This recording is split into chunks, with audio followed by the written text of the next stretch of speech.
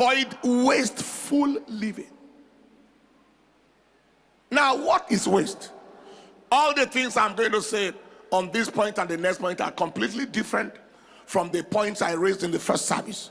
So I would like you to listen to the first service message. The only thing that is going to be common is what to do regarding borrowing and debt. Now, what is waste? Number one, waste means to use or expend resources in an unprofitable, unproductive, and reckless manner.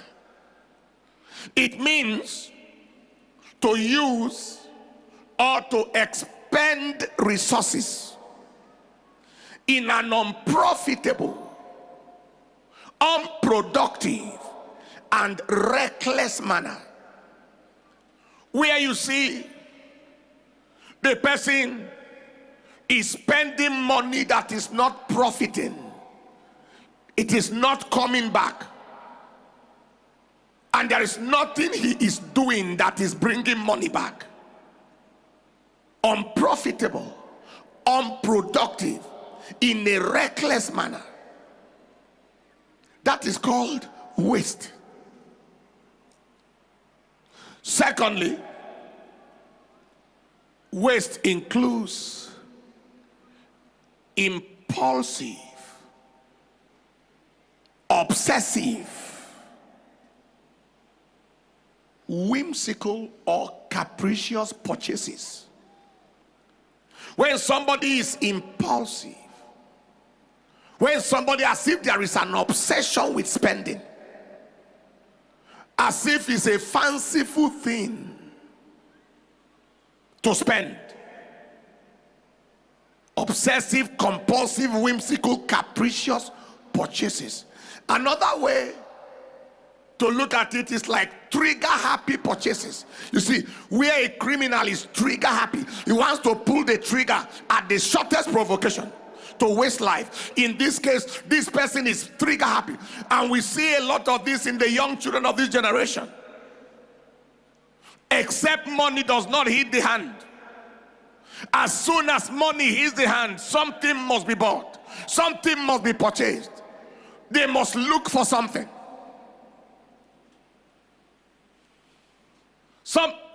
And I'm sorry to say this, some of the beloved daughters of God are like this. I've not bought the latest car, I've not bought the latest bag. I need the latest this. And most men are like that as well. Impulsive, as if there is a pressure to buy something. Waste.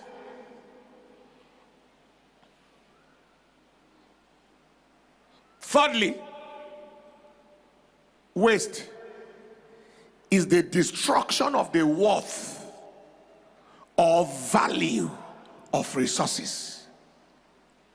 The worth and the value of the resource is destroyed. It's waste.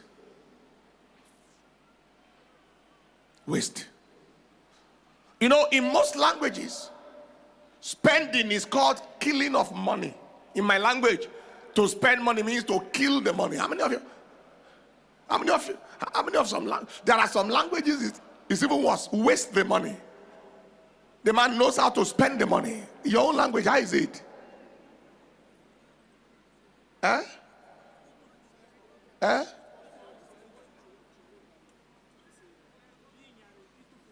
Fusiego, what does it mean? You to fusiego. That's right. That is Hebrew. Just throw it away. What does that mean? To waste money. Our own is very dangerous. To kill the money. Omije. It's slaughter money. It's wasting the money. Am I communicating at all? So we have, the worth is destroyed. Now look at somebody who went to buy a car. Let's use those two examples. He went to buy a car because he wants the car to bring money. Another person wants to buy a car because he wants to show off that he himself has a car. If he needs the car, that's all right. That car is a business car, even a reward for his labor. That is okay. But where somebody actually wants to show off, it is said that every time you pay for a car, the moment you drive it from the car lot, even by 500 meters, the worth has dropped. You don't take it back and say if you need your money back, they won't pay you the same money you paid. It has dropped in what?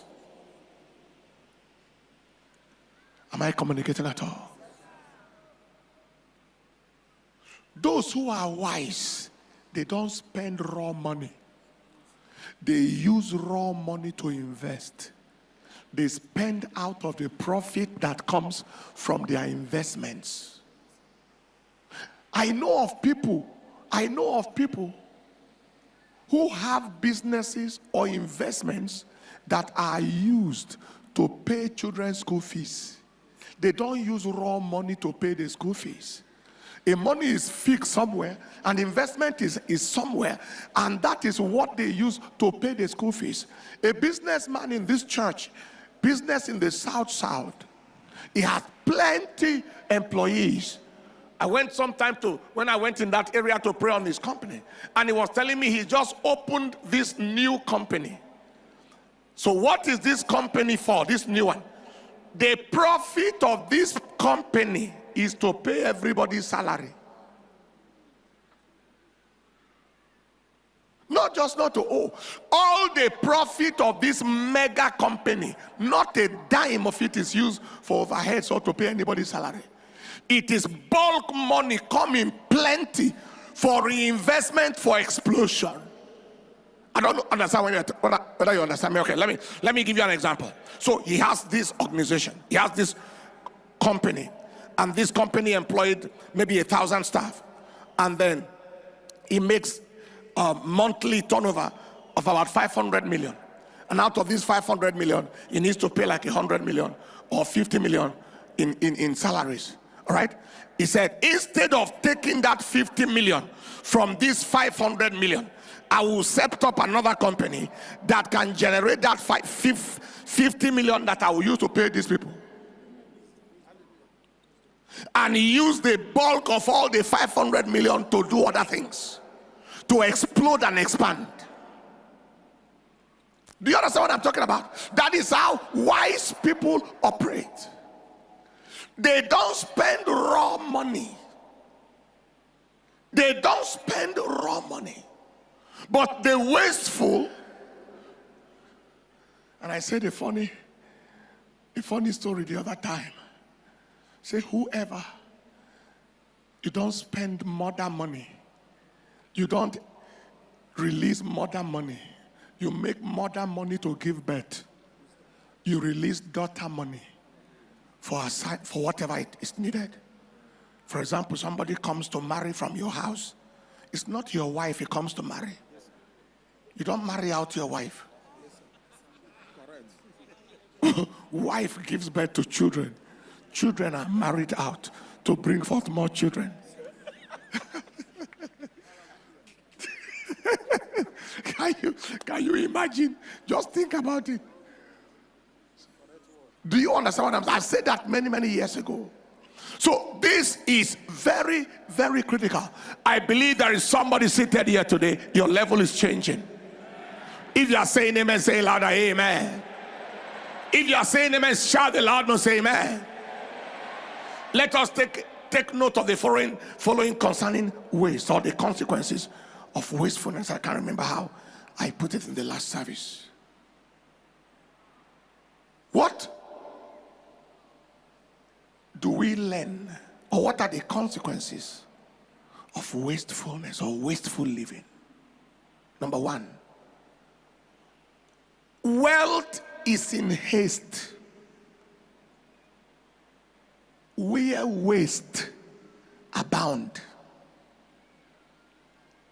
Money is in a hurry to go where waste abounds. Wealth is in haste where there is waste. That was what we saw from the prodigal son. Luke chapter 15 and in verse 13 all the way to verse 15. And not many days after, the younger son gathered all together and took his journey into a far country. And there wasted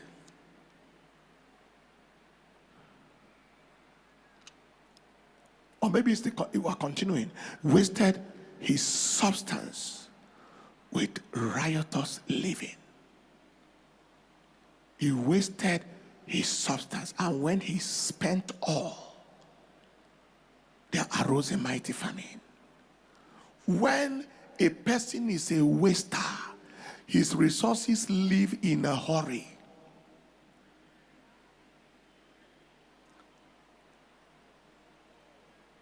Secondly, or fourthly, or fifthly. All right, that's right. Wealth is in haste where there is waste. Fifthly,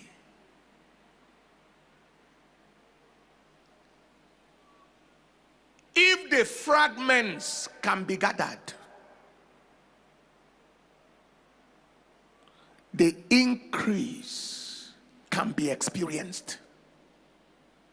If the fragments can be gathered, increase will be experienced. Say it another way. In what is wasting, there is wealth. Wealth is hid inside the waste. Yeah. Wealth is hid inside waste. How do I know? Jesus multiplied 5 loaves and 2 fishes. In John chapter 6 verse 10. And Jesus said, make the men sit down. Now there was much grass in the place, so the men sat down, in number about 5,000. And he took the loaves, and when he had given thanks, he distributed to the disciples. And the disciples to them that were set down, and likewise of the fishes as much as the wool. When they were filled, he said unto his disciples, gather up the waste that remained, let nothing be lost. Verse 13. And when they did that, when they gathered them together, they filled 12 baskets with fragments of 5 barley loaves. I don't know whether you understand what we are talking about. In what is wasting, there is wealth. Wealth is hid in waste. How can you have 5 loaves and 2 fishes? Fragments on the ground that you can trample and walk away, that you thought was nothing. He said, gather together.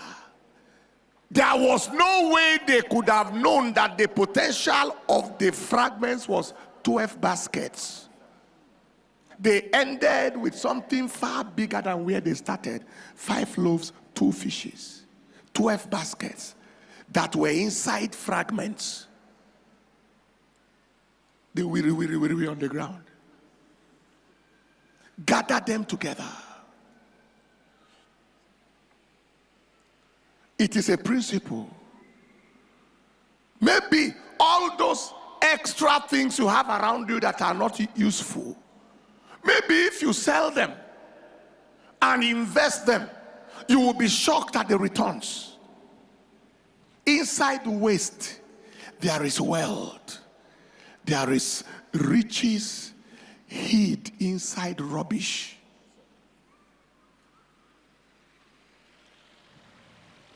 I came across a young lady in Nigeria who is taking old worn-out tires and using them to manufacture seats, tables. Pick it from the road at no cost and use it to make money. Inside the waste, there is wealth. I heard some time ago that the rotten tomato that they were pushing away sometime, that somebody discovered somewhere in Far East Asia, whether it's Japan or somewhere, where the puree of it, that sour taste, they want it. And the person was gathering them from those who are throwing it away at no cost and releasing them. There is always wealth in waste. The garbage dump here and all the things here are fossilable fuels that some countries are developing and generating, turning into fuel. I'm sure you have heard of biofuel from using the lavatory and take it up and just generate light, apart from turning it into manure. Oh, there is so much that is wasting around our lives that we are not aware, beginning from your own immediate life. Maybe all the various bank accounts that you have, tiny money here, tiny money there, tiny money. Maybe when you pull them together, it might be substantial a little that you can invest and it will explode.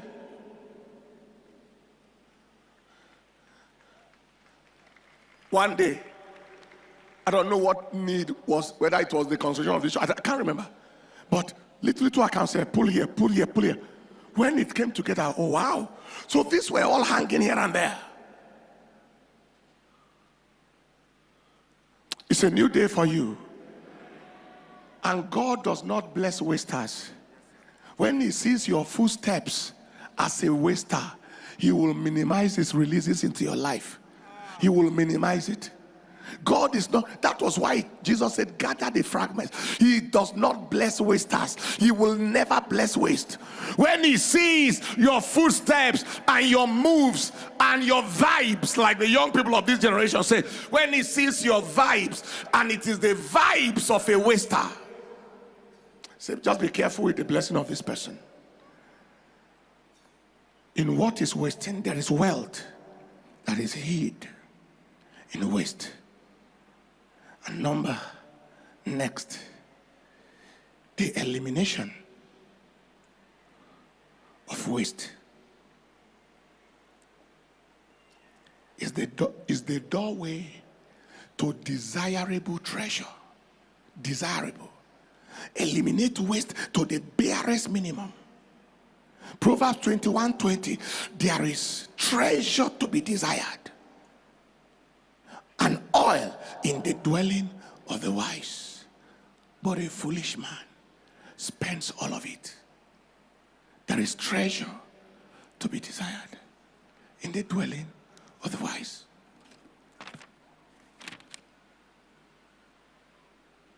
Somebody say aloud, amen.